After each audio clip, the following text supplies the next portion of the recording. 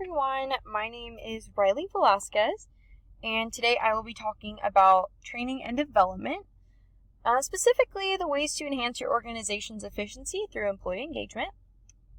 First, we will begin with an introduction. So the following are the goals of the manual to ensure that your employees perform at the highest levels of efficiency. I have keep employees content and to captivate their attention. All in all, your employees are the most important asset to a corporation. They're the face of the company, so you want to make sure that you keep your employees engaged and happy. You also want to train your employees effectively through personalizing their training process. Later on throughout the manual, we'll discover how there are multiple different ways that could actually affect the training process, this being training styles, types of training, as well as learning styles. You also want to continue to develop your employees through encouraging company efficiency. So as soon as an employee finishes their training modules, you don't want to stop there. You want to continue to develop them and keep them challenged. By the end of this manual, an organization should be informed of the different approaches to this training process and how to improve their current standards if their employees are disengaged.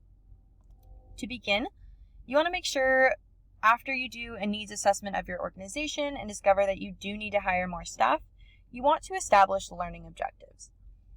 So it is crucial to develop training goals to guide both your trainer and your employee.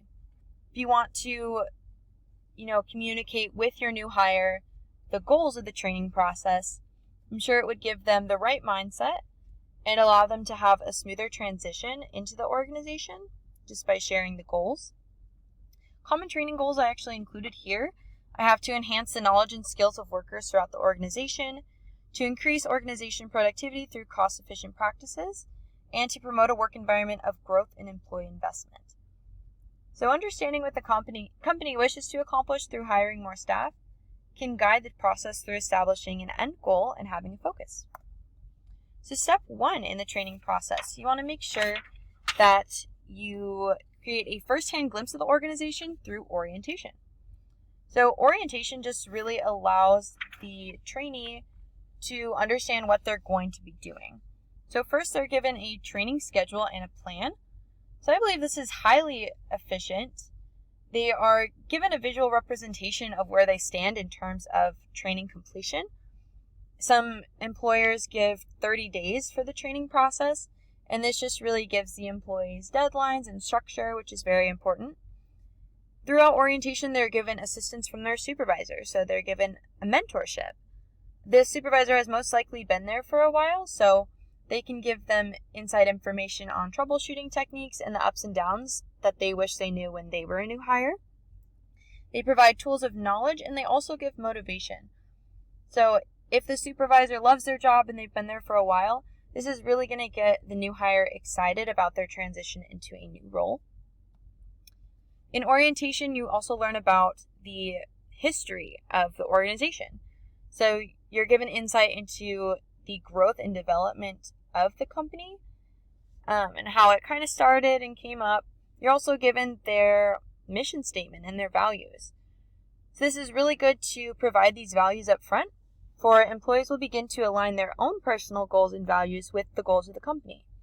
So this kind of makes sure that the employee will work in a way which molds their behavior to fit how the company would like them to act and to serve their customers.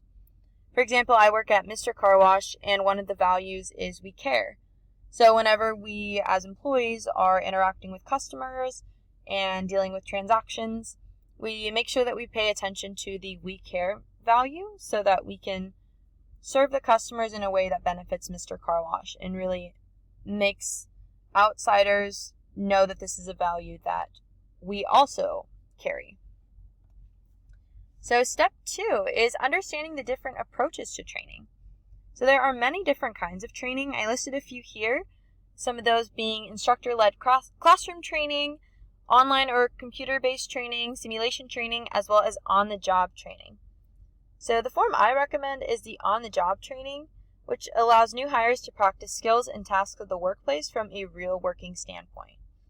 So an article from the Journal of Cogent Business and Management states how managers should not develop policies, procedures, and take decisions in isolation from employees, but to involve them, as this will make them obliged to fulfill organizational goals through becoming dedicated. So this kind of allows the trainees to get a taste for what they're actually going to do on the job through having real practices and applications of the training. They'll learn skills and knowledge that they can later apply in the workplace, and it'll kind of introduce them to the workload that they're going to achieve. So I think that's very valuable. The next aspect to different training approaches is learning about everyone's learning styles. So the 3 learning styles that are very prominent in today's world is visual, auditory, and kinesthetic. I personally am a kinesthetic learner. I really enjoy the hands-on training. I feel like it's very practical and it helps get me prepared and comfortable for what I have to deal with. But it's important to personalize the training based on how each individual learns to kind of get a better absorption of the information. So the employee will be able to better adapt to the organization, and it'll allow them to feel more comfortable with the information they are actually presented with, which is very important. Step 3 is actually understanding the effects of the training process, or they are very important to the organization. It sets up a strong foundation of success. An article from Sage Journals ran a study on the effects of training throughout an organization and found that those employees who fully agreed that they received effective coaching and those who fully agreed they received meaningful coaching felt that they demonstrated an increase in job proficiency. So happier employees create better work, and this will thus lead to corporation success and productivity. But investing in employee growth really leads to an employee feeling cared about by the organization, and knowing that they want to invest in their success will lead to future advancement for the employees as well as for the organization. Step 4 is continuing development. Like we talked about earlier, development is crucial to keep employees invested and motivated to continue on, not only from the process of new hire to employee, but just continuing on regardless of seniority. You don't want your employees to feel too comfortable or to feel bored, because they're going to plateau and they're not going to feel challenged, and then they're going to seek employment elsewhere where they do feel challenged and they do feel as though they have more opportunity. To avoid this, you want to make sure that you're communicating. You want to make sure that you're giving continual feedback and telling them what they're doing wrong as well as what they're doing right. And this can be done through performance appraisals. You want to make sure that your employees feel challenged by creating new goals, because there's always something that they could improve on, always work that needs to be done. So giving them new goals and challenges could really help this process. So the effects of development. So engaged employees lead to higher productivity. The International Journal of Applied Management and Technology actually did a study to show how performance is linked to success. It is stated that organizations attract employees who are willing to be engaged, which leads to an increase in employee engagement that results in high productivity. Therefore, the organization is less effective when employees are not motivated to do their jobs, as this directly affects job performance. So when employee morale is low, they're going to complete work that only meets the bare minimum of the requirements. You're going to create punch-in, punch-out employees who do not create any value to the organization because they really just don't care anymore.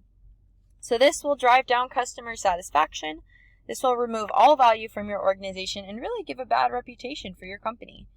If your employees are the face of your organization and your employees just do not at all feel empowered, then this is going to show to your customers who are not going to have a good overall experience at your company. So the last step is employee engagement. So you want to make sure that you keep your employees engaged.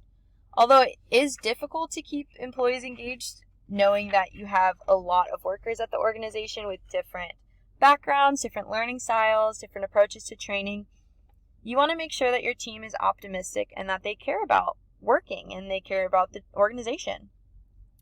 So to do so, you want to make sure that you have an open door policy and that you have a really good relationship with your employees and management with frequent meetings, having that great source of communication and making sure that you really do things to make your team happy and that that's communicated.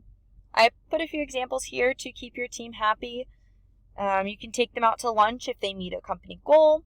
You can let them leave early on a Friday to really just let them have a long weekend, let them relax a little, or you could send out weekly employee recognition. I actually worked for Jamba Juice where they did this with employee recognition, and I believe it really helped for employees to feel connected to the work that they do and to strive to do better. So the following chart is showing the behaviors of engaged versus disengaged employees. So it's really important for managers to acknowledge and recognize this behavior so that they know when they need to take immediate actions of change within the organization. So you can change through doing group projects or activities to get everyone involved in meeting a company goal. You can delegate new responsibilities to really make your employees feel empowered and have the authority and really understand their role in the organization. You can also reward the team, or you can make them take a new development course so that they feel as though they're learning new skills and enhancing their work, essentially. To conclude, the training and development process is very valuable to successfully implement at an organization. There are a few factors to consider. This could be the different types of training, the different types of learning styles, and it can also even relate to personality or the background of an individual, but more so training and how an organization implements their training and development processes. So in addition to this, there are many aspects of the workplace that you need to be attentive to. So you need to make sure that your employees are engaged and are happy with their current conditions. You want to make sure you're avoiding disengagement or burnout with your employees, because this will just lead to those punch in, punch out employees who no longer care about creating value to your organization. Ways to fix the situation: you can create new goals with updated outcomes. You can give them new things to work on, bring upon new responsibility, and implement continual development and training so that they feel like they are motivated to do more and to strive to complete new goals and objectives. You never want your employees to become disengaged and plateau, and although that's never the intention of the organization, you want to make sure that you are doing whatever you can to avoid this. So as long as you are keeping your employees engaged and you're continuing to develop and invest in their success and train and provide those new skills and knowledge, your outcome is going to be value and profitability in the end of the day. Here are my references, and thank you for listening.